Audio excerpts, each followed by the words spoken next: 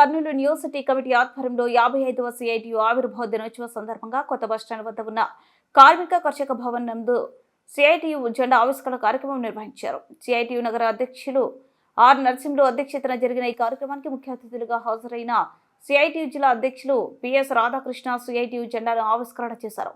CITU జిల్లా అధ్యక్షులు PS Radhakrishna, నగర నాయకులు టి రాముడు జెండా ఆవిష్కరణ కార్యక్రమానికి విచ్చేస్తున్న కార్మికులను ఉద్దేశించి మాట్లాడుతూ సిఐటియు కార్మిక సంఘం 1970 మే 30 తారీఖున కార్మికుల కోసం ఐక్యత పోరాటం అనే నినాదంతో ఏర్పడిందన్నారు.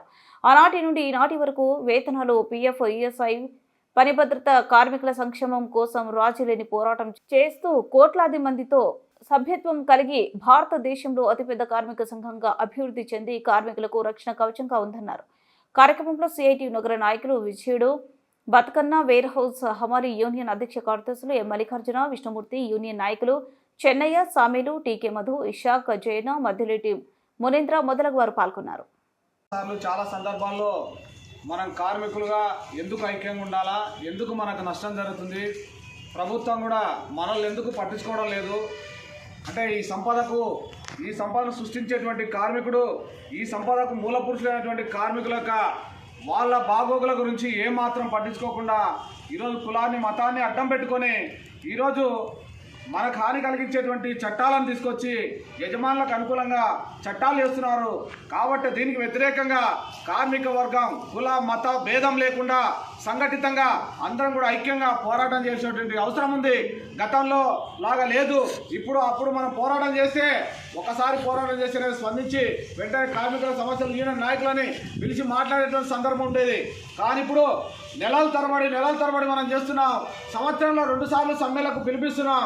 అయినా ప్రభుత్వం మొండి వైఖరితో పెట్టుబడిదారులకి అనుకూలంగా ఈరోజు చట్టాలను చేసి మన కార్మికుల హక్కులు హరించేలాగా చేస్తుంది. ఈరోజు మన పిల్లల భవిష్యత్తు కానీ కార్మికులు అనారోగ్యాల పాలై మోకాళ్ళ నొప్పులు, భుజం నొప్పులు, అన్ని ఒళ్ళు నొప్పులు వచ్చి అనారోగ్యాల పాలవుతున్నా వాళ్ళ సంక్షేమం గురించి కానీ, వాళ్ళ పిల్లల గురించి కానీ, వాళ్ళకి ఇల్లుందా, వాళ్ళకు భూమి ఉందా లేదా ఇట్లాంటి ఏ సమస్యలు కూడా ఆలోచించకుండా ఈరోజు ప్రభుత్వాలు నిర్లక్ష్యం చేస్తున్నాయి.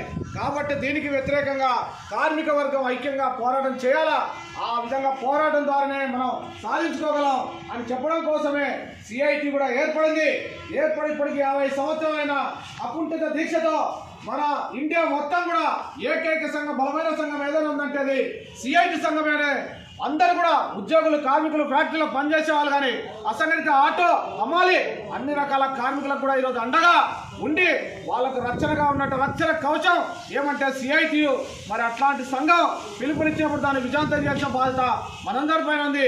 అందుకనే ఈరోజు మన 55వ ఆవిర్భావ దినోత్సవం సందర్భంగా ఖబర్దార్ నాయకులారా, మా గురించి పట్టించుకోకుంటే మీ కథ చూస్తాం, మీ అంతు చూస్తాం అనే రకంగా మన హెచ్చరికలు ఉండేలాగా మన పోరాటాలు ఉండాలా.